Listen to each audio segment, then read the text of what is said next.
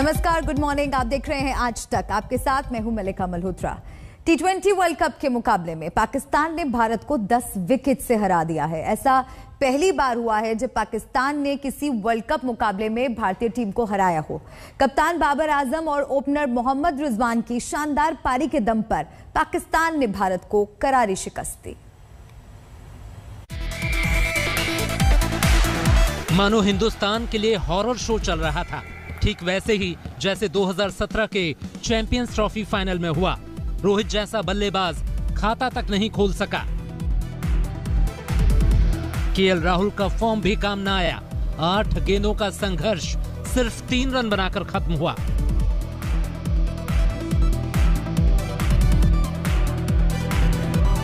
और जब पूरे कॉन्फिडेंस के साथ आए सूर्य कुमार यादव भी बाहर जाती इस गेंद पर प्रहार करने गए तो हसन अली को यूं विकेट दे बैठे।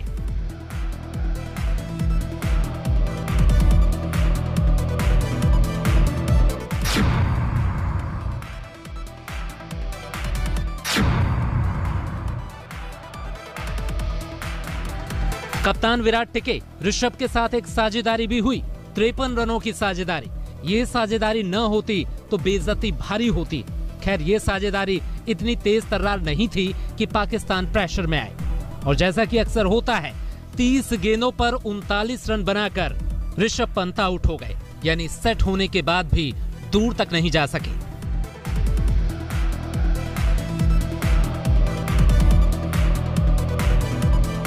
अठारहवें ओवर में रविंद्र जडेजा भी जब आउट हुए तो विराट का भी धैर्य टूट गया। तेज रनों की जरूरत थी, लेकिन स्लो बाउंसर विराट पर भारी पड़ी।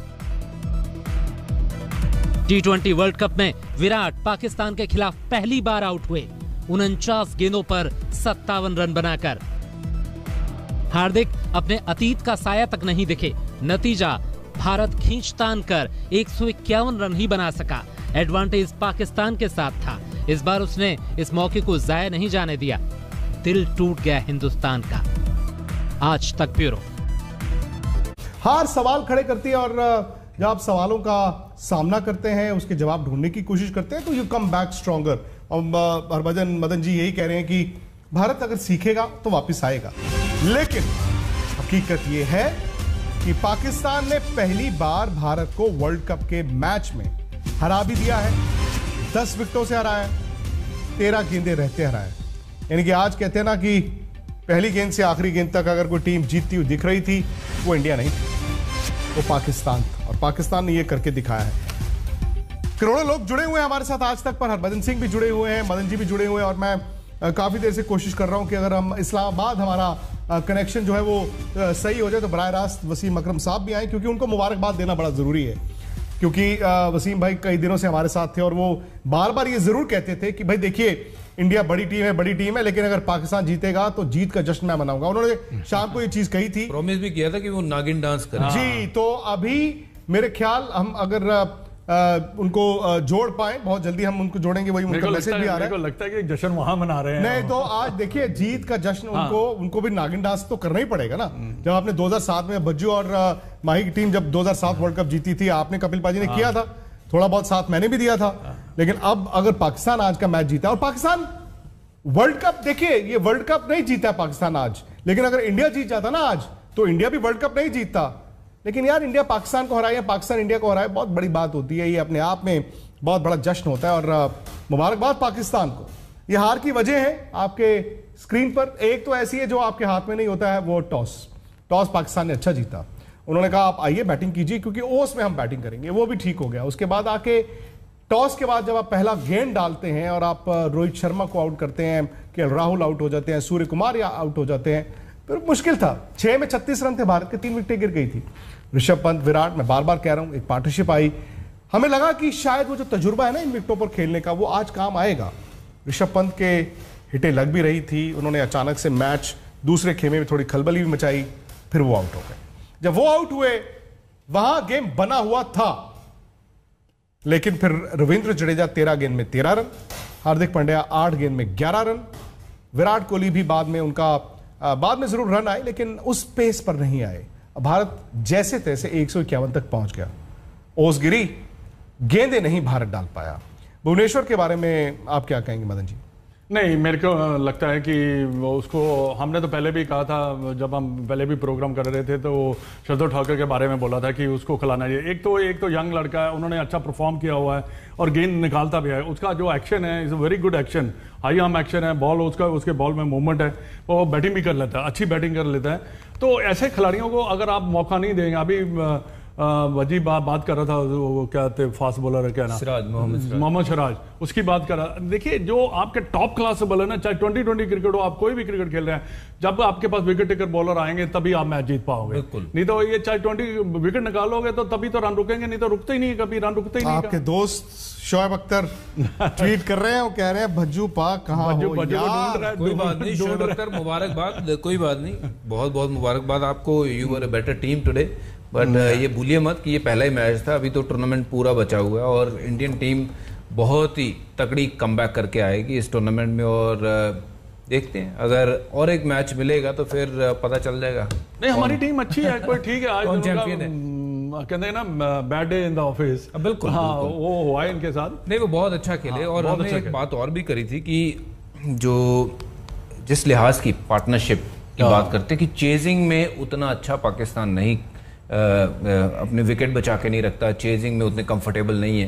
पर आज उन्होंने वो भी करके दिखाया कि चेजिंग में एक दफ़ा भी वो लगे नहीं कि वो गेम में नहीं है। ऐसा पहली बॉल से लेके लास्ट बॉल तक जब तक वो खेले, बहुत तगड़े इंटेंट के साथ खेले, चौका मारा, उसके बाद सिंगल डबल्स जो थे वो बहुत अच्छे सेंसिबल बैटिंग की, बहुत सेंसिबल बैटिंग। और देखो बॉलिंग भी उन्होंने अच्छी की है। देखिए पहले क्या होता था, अगर पिछले वर्ल्ड कप आप निकाल के देखें तो उनके पेसर आते थे थर्ड शॉट गेंद करके ना, बिल्कुल वो कहते थे कि देखो हम 150 डाल सकते हैं, वो उसमें मार भी खाते थे।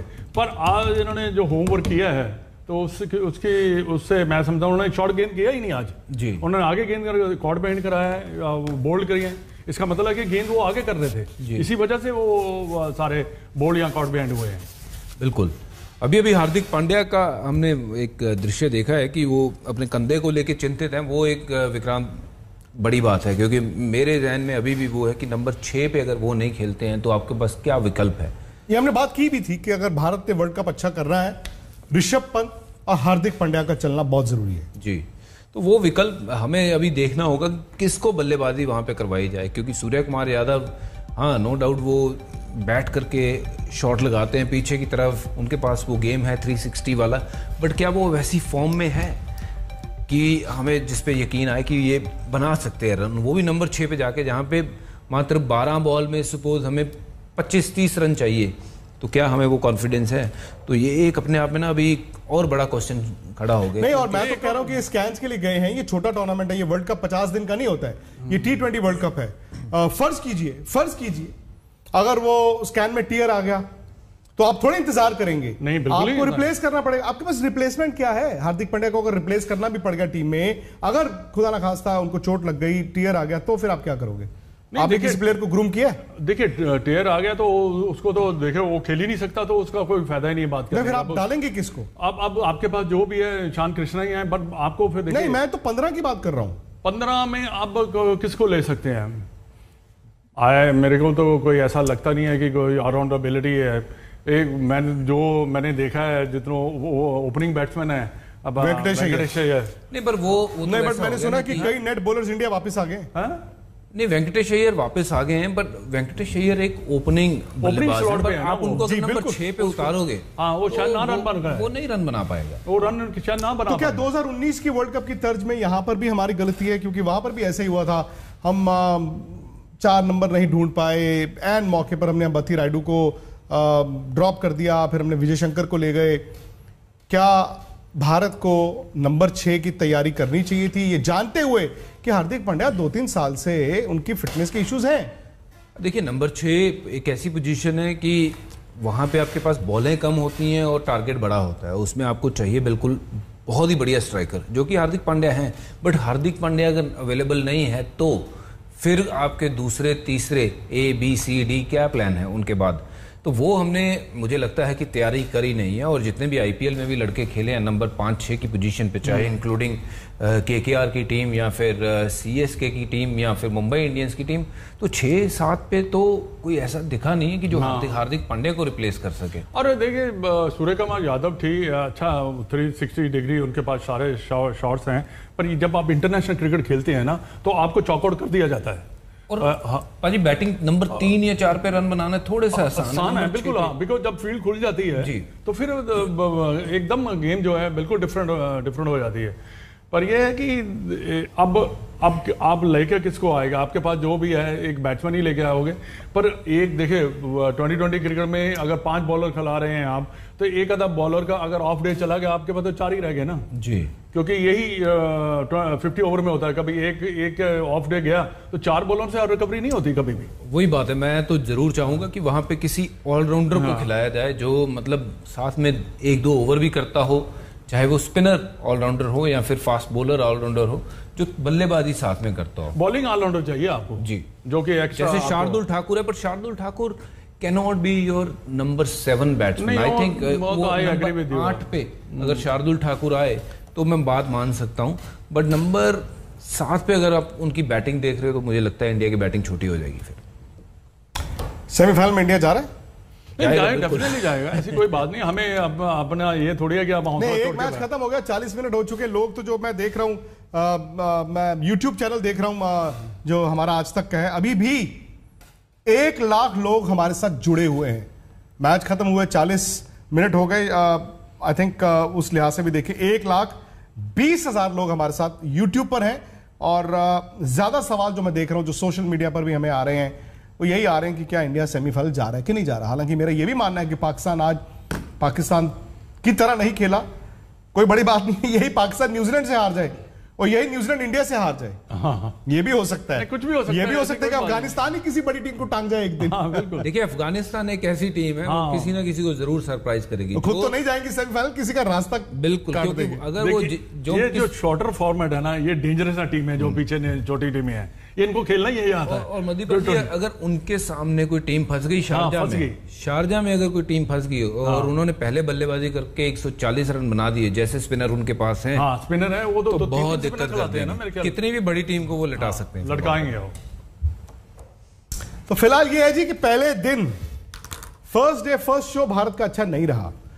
First day first show Bharat का अच्छा नहीं रहा, और ऐसा नहीं है कि किसी एक वजह से, अब ओवरऑल कहते हैं ना कि आपकी गेम कोलैप्स होगी। जो चैंपियंस ट्रॉफी फाइनल में हुआ था वो 50 ओवर का था, ये 20 ओवर का था। वहां पर भी पहली गेंद से भारत नीचे लगा हुआ था आखिरी गेंद तक, यहां पर भी ऐसे ही था, पहली गेंद से आखिरी ओवर तक, आखिरी गेंद तक भारत नीचे लगा हुआ था। ये 2020 फॉर्मेट ने ये तो दिखा दिया है कि आप जितनी भी अच्छी टीम हो, उस दिन आपके 40 ओवर तय करते हैं नतीजा। कल भी आपने देखा इंग्लैंड किस तरह से वेस्ट इंडीज को उन्होंने 55 ऑल आउट कर दिया, लेकिन आज भारत के लिहाज से विराट ने कहा है कि हमने जीत की पूरी कोशिश की है और पाकिस्तान ने हमें हर डिपार्टमेंट में हराया है। वो कह रहे हैं हम अपने प्लान को अमल में नहीं ला सके। हाँ बिल्कुल सही कहा उन्होंने। देखिए ये जो उन्होंने कहा है, उनको मालूम है कि हम कहाँ गलती की है हमने, क्योंकि इस क्रिकेट में अगर आप देखें 2 अभी तक मैचेस हुए हैं, 2 कल हुए थे, 2 आज हुए हैं। अगर जिस टीम के जल्दी आउट हुए हैं, 3-4 खिलाड़ी शुरू में आउट हुए, उस टीम की रिकवरी बिल्कुल नहीं हुई, वो टीम हारी भी है। और ये देखना पड़ेगा कि आपका जो पावर प्ले 6 ओवर है, ये बड़े इंपॉर्टेंट है 2020 में, बहुत ज्यादा इंपॉर्टेंट है, जहां से गेम सेटअप होता है। और यही बात हम कर रहे थे कि जब इंडिया बल्लेबाजी करे तो चाहे आप 40-42 रन ही बनाओ, पर विकेट नहीं खोना है, और वही पाकिस्तान ने किया। रन चाहे 42 ही बनाए पर विकेट नहीं खोया। पावर प्ले में अगर आपका विकेट नहीं जाता है तो फिर आपके जो सेट बल्लेबाज हैं वो गेम को आपसे दूर ले जाते हैं। तो वो पाकिस्तान के लिए वो चीजें सही हुई, बट इंडिया को obviously they will have to work from the next game onwards कि पहले 6 ओवर जो है, चाहे बॉलिंग में अगर आप बॉलिंग कर रहे हो तो 2 विकेट लेने के लिए देखना है, और ऑब्वियसली अगर बैटिंग कर रहे हो तो फिर वहां पे रन चाहे कम बने पर विकेट नहीं खोना है। जो भी है जी, आज का गेम ऐसा रहा कि विराट कोहली ने रन भी बनाए पाकिस्तान के खिलाफ, उनके रनों का सिलसिला लगातार चलता जा रहा है, लेकिन आज वो जिता नहीं पाए।